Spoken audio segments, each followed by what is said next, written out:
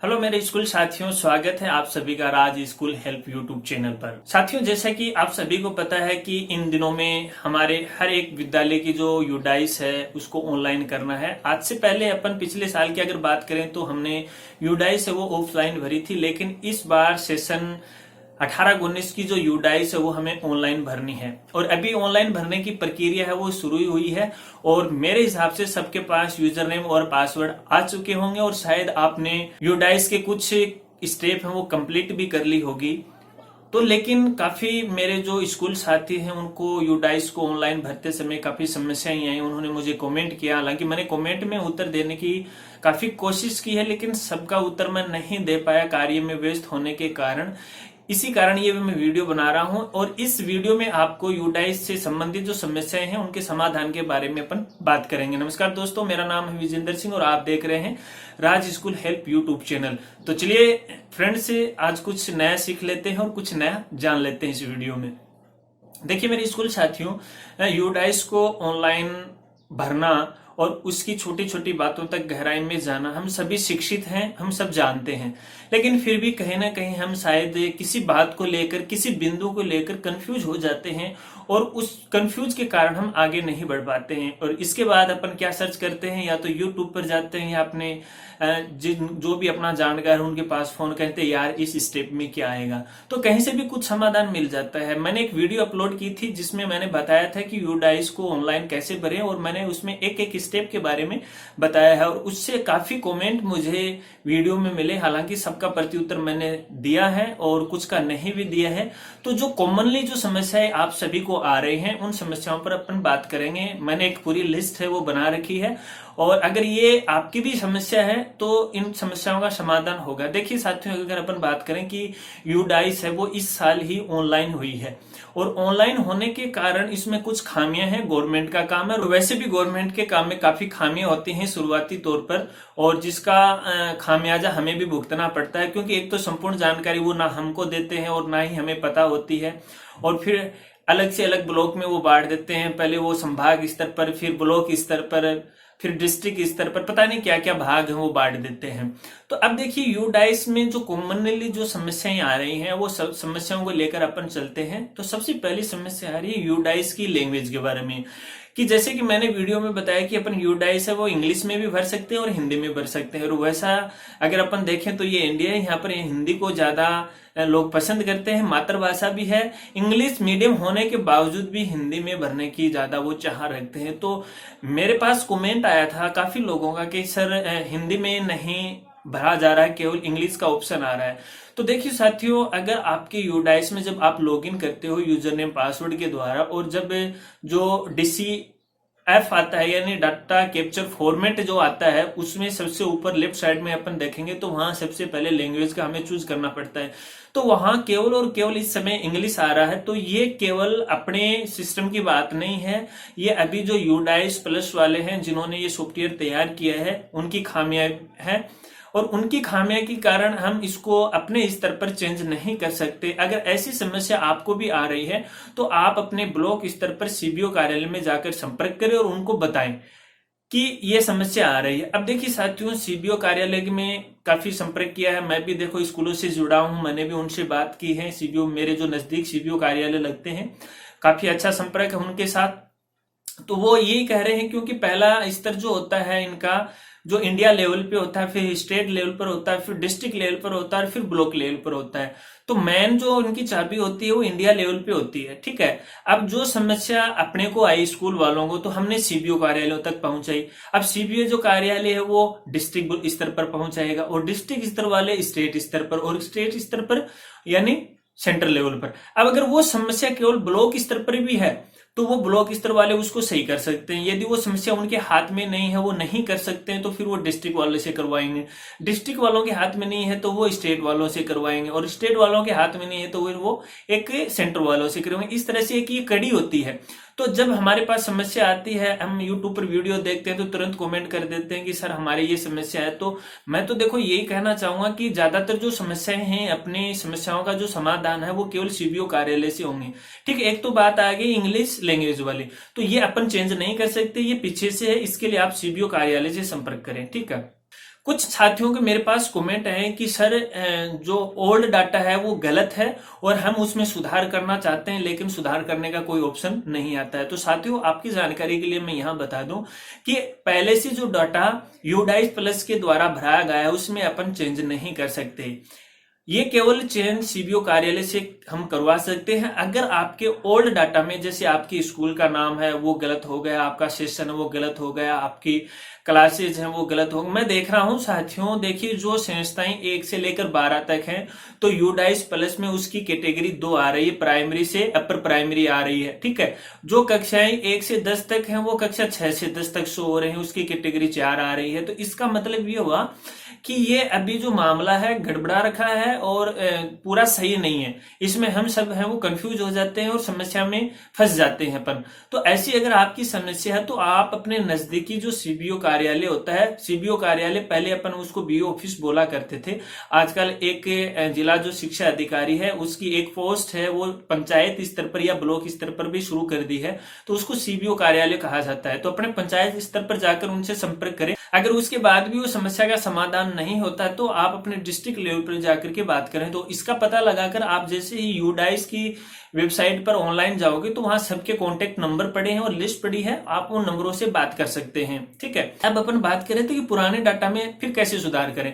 तो जब अपन सीबीओ कार्यालयों की ये समस्या उनको बताएंगे कि सर हमारा पुराना डाटा है जो आपने फीड कर रखा वो गलत है, इसे हम सही करना चाहते हैं, तो कृपया इसे आप अनलॉक कर दीजिएगा या फिर आप इसे खुद सही कीजिएगा। तो दूसरी समस्या ये थी, एक समस्या भाषा की आ गई, दूसरी समस्या पुराने वाले डाटा। और जो पुराना वाला डाटा वो तो यूं माने मेरे पास जितने भी कमेंट आए उनका 70% कमेंट का यही समस्या है।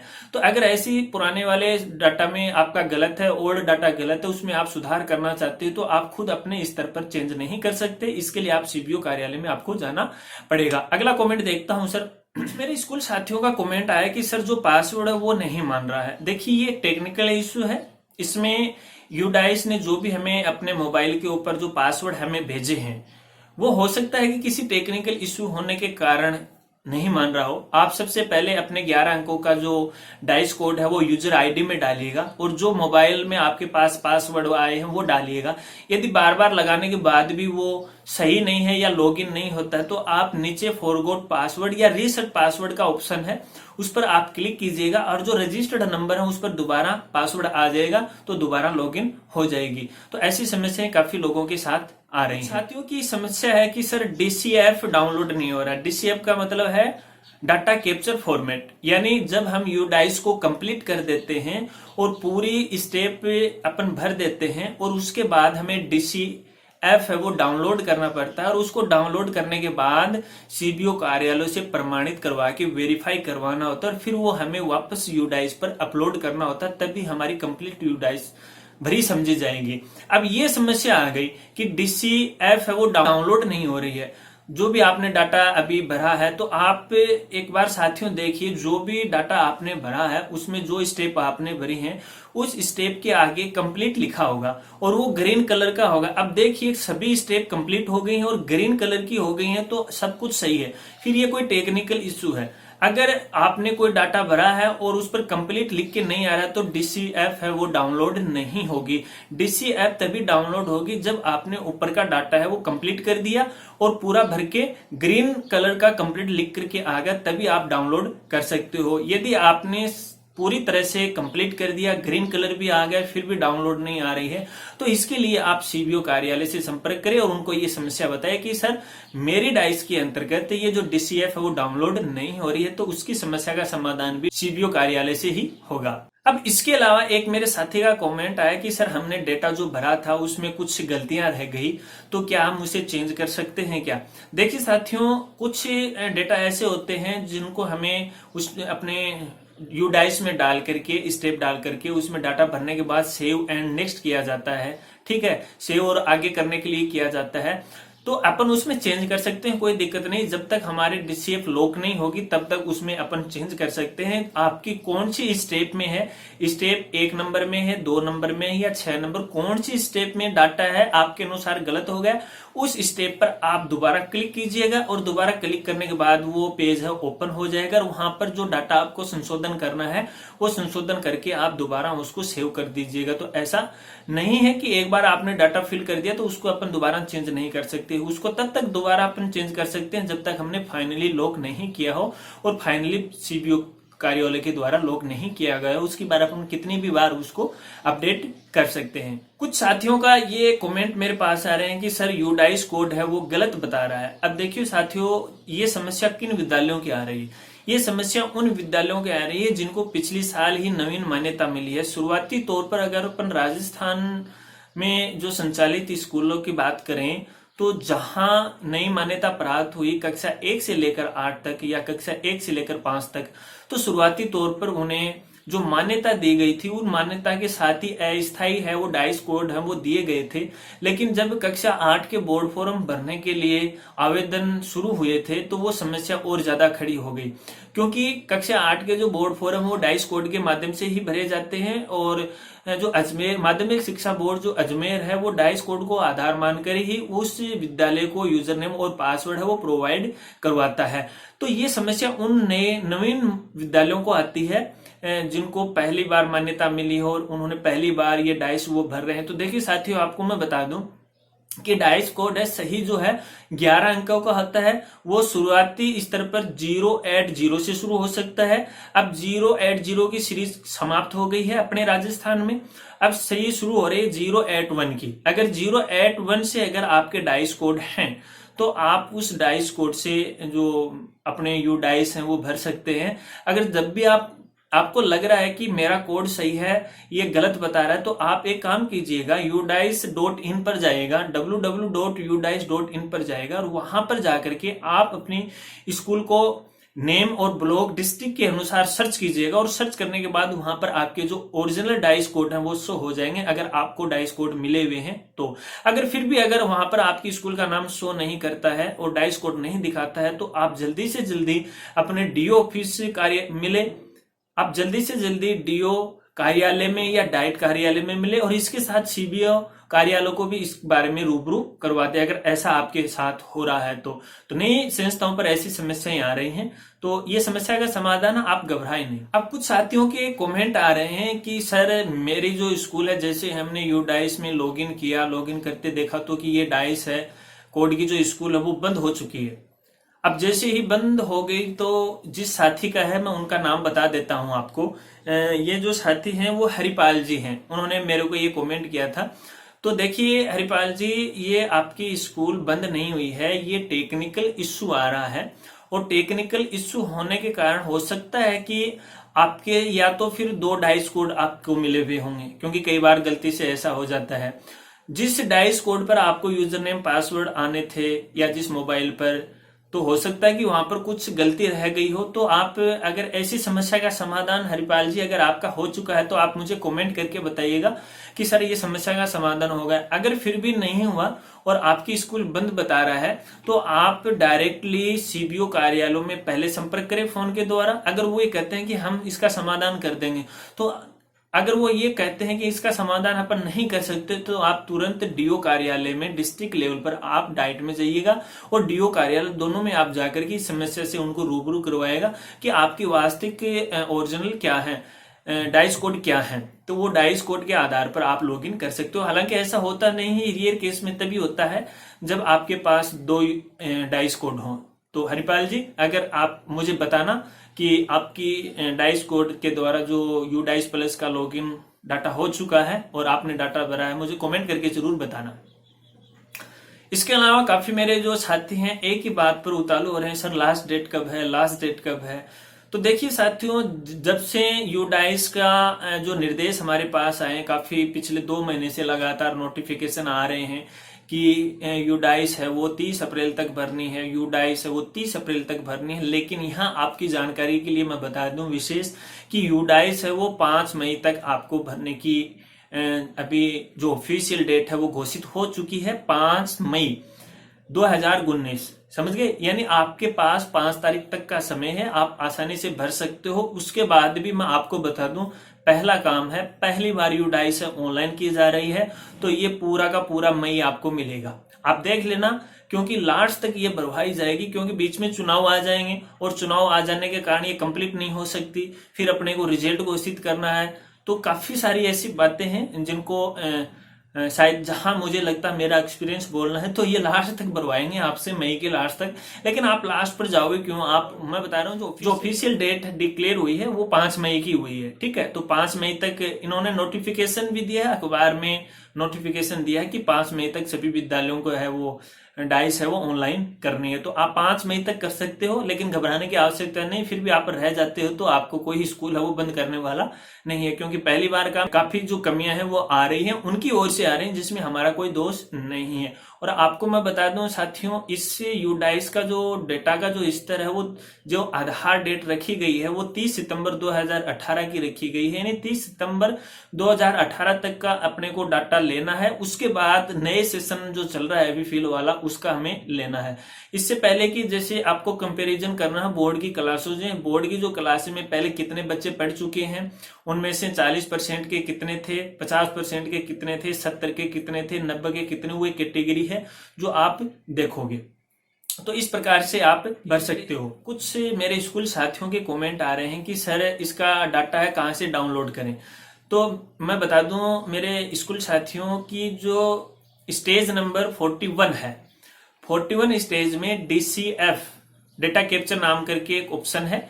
उस ऑप्शन में जाकर के जब आपने पूरी स्टेप कंप्लीट कर दी है और कंप्लीट पर ग्रीन कलर आ गया है, तो आप इसको डाउनलोड कर सकते हैं। 41 यानी 41 नंबर के बिंदु से आप इसको डाउनलोड कर सकते हैं। और डाउनलोड करने के बाद इसमें जो भी आप डाटा भरे हो, उस डाटा को अपने प्रिंसिपल की मोहर लगाने के बाद नजदीकी जो CBO कार्यालय है उससे वेरीफाई करवाना है। और वेरीफाई करवा के 42 नंबर स्टेप में इसको अपलोड करके आपको वेरीफाई करवाना। तो ये तो थी यूडाइस से संबंधित काफी ऐसी समस्याएं। अगर साथियों, अगर इससे संबंधित और भी आपकी कोई समस्या है तो आप मुझे कमेंट कीजिएगा। और हाँ, एक बात और साथियों, कुछ कमेंट में काफी मेरे पास ऐसे कमेंट आए हैं कि सर आपके व्हाट्सएप नंबर दीजिएगा, आपके मोबाइल नंबर दीजिएगा। तो देखिए साथियों, मोबाइल नंबर देने में कोई बड़ी बात नहीं, मुझे कोई हर्ज नहीं है। आप मुझे कमेंट करके ये बताएं कि आपको हकीकत क्या समस्या है। अब देखिए साथियों, ऐसे छोटी छोटी बात पे मोबाइल नंबर देना तो मेरे हिसाब से उचित नहीं लगता है। अगर आप मुझे कमेंट में आप बता दीजिएगा, अगर आपको कोई समस्या है तो आप कमेंट कीजिएगा। और कमेंट में मुझे ऐसा लग रहा है कि शायद ये समस्या थोड़ी बड़ी है और अलग हटके है, तो मैं अपने आप है वो कॉल आपके पास कर लूंगा। और नंबर देने की वैसी कोई बड़ी बात नहीं है, आप मुझे कमेंट कीजिएगा, आपकी समस्या का है समाधान होगा। आप कमेंट करते रहे, वीडियो को देखते रहे। और चलते चलते अपनी ये बात करेंगे साथियों, अगर जानकारी आपको अच्छी लगी हो तो वीडियो को कर दीजिएगा लाइक, और वीडियो को शेयर करना मत भूले अपने सभी स्कूल साथियों में। और उनसे भी इस प्रकार की, शायद उनको भी समस्याएं आ रहे हैं, तो हम सबका साथ देना चाहिए। वीडियो को ज्यादा से ज्यादा सोशल मीडिया पर, अपने व्हाट्सएप ग्रुप, अपने जितने भी स्कूल के ग्रुप हैं उन पर आप शेयर कीजिएगा। और पहली बार चैनल पर आए हो तो चैनल को आप जरूर सब्सक्राइब कीजिएगा। और एक बात और कहना चाहूंगा, आपका थोड़ा सा समय निकलने दीजिएगा फ्रेंड्स से। जब हमारा जो अपनी जो फैमिली थोड़ी सी बड़ी हो जाती है, तब हम अपना एक व्हाट्सएप जो ग्रुप है वो स्टार्ट करेंगे, और उसके बाद करेंगे आपस में एक दूसरे से बात, और शिक्षा से जुड़ी हर प्रकार की समस्याओं का समाधान की बात एक दूसरे से करते रहेंगे। लेकिन इस चैनल के साथ आप बने रहें, क्योंकि समय समय पर इस चैनल पर आपको अपने राजस्थान शिक्षा विभाग से जुड़े ही अपडेट हैं वो मिलती रहेंगे।